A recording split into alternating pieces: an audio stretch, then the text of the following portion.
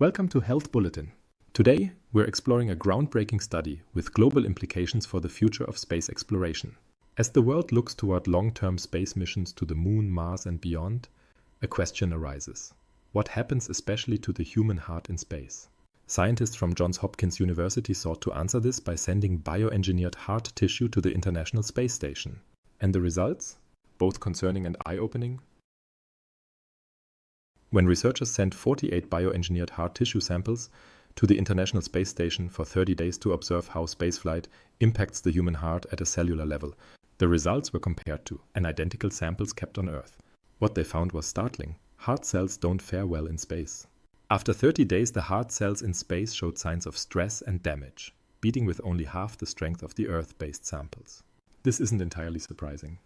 Astronauts returning to Earth have often reported reduced heart muscle function and irregular heartbeats, also known as arrhythmias. But this experiment gives us a deeper look into how space itself affects heart cells. But why does this happen? Let's break it down for you all.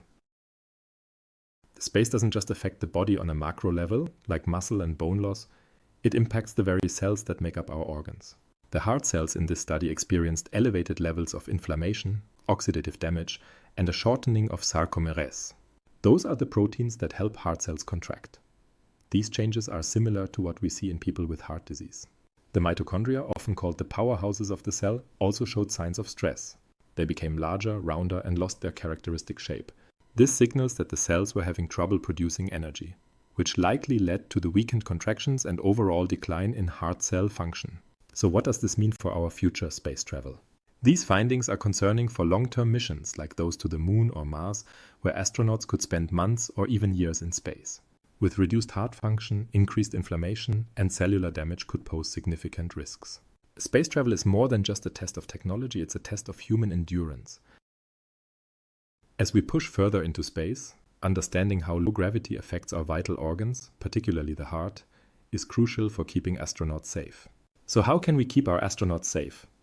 So, the research team from Johns Hopkins University isn't stopping here. They plan to refine their heart-on-a-chip technology to further investigate the molecular damage happening in space. The ultimate goal is to find ways to protect astronauts from these negative effects. Whether through advanced therapies, preventive measures, or new technologies, ensuring astronauts' safety during long space missions is now a top priority. These miniature heart models, grown in microfluidic chips about half the size of a cell phone, are already providing valuable insights.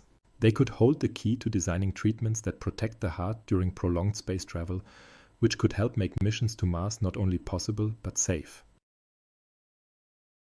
As we stand on the cusp of a new era in space exploration, one thing is clear.